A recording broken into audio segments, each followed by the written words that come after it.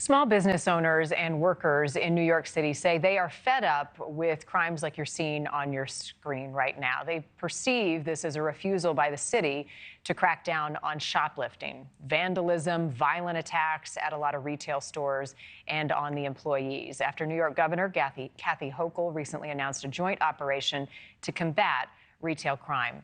New York State Assembly Speaker Carl Heastie refused to back the plan, saying that I just don't believe raising penalties is ever a deterrent on crime.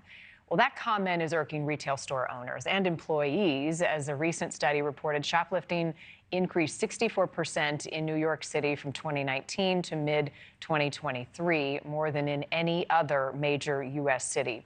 The retail crimes are spanning coast to coast. The National Supermarket Association represents 600 supermarkets, and they estimate that assaults on their members alone had surged 20% this year, saying workers are on the front line and they are dealing with shoplifters and criminals. Joining me now is Nelson Eusebio, Governmental Affairs Director with the National Supermarket Association and Coalition to Save. Thank you for being here. What does this message, how is it received? What message is this sending about retail stores and the priority over safety? Well, it's very disappointed. We're upset. We're enraged. We feel our government is not supporting us. During COVID, our members were essential workers. We proved how needy we were to the city and the state. And the state worked very closely with us. Now, after COVID, it's like, okay, thank you. We don't care much about you. And shoplifters are just reaping the rewards. We are vandalized with shoplifting almost every day on a constant basis. And are there some retailers that are targeted more often than others? Is the certain time of day or night when they become targets? And how are they themselves trying to combat this? Unfortunately, this type of crime happens at all times. It could happen at 8 in the morning, at 8 at night. This crime knows no boundaries. And there's shoplifting going on in supermarkets and bodegas and clothing stores and fruit stands all over the city and state. Some of the stores are combating by putting cameras in their stores, by adding extra security, by having more personnel. But all this is at a cost to the consumer, because this costs a lot more money to do, and it's not necessarily that much more effective. Yeah, and the employees have nothing to do but to watch it happen. Have stores had to close, Nelson, because of this? Yes, absolutely. Many of stores have closed. Many small grocery stores have closed. In our particular case in supermarkets, we have a lot of people that have been working with us for years. We have family members.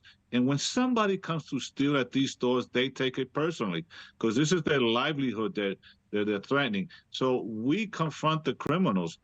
We just don't let them walk out. And that's becoming a problem, whereas these criminals are emboldened. A lot of them have knives and guns and so forth.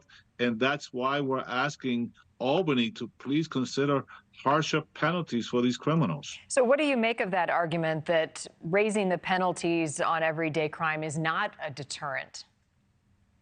We say they're wrong. How else do you deter crime? By penalties? If you shoplift, you're going to be sent away for 2 months, 3 months, 6 months, whatever it is. If a shoplifter knows that, he's not going to shoplift as often or stop shoplifting, period. Penalties deter crime. There's no questions about that.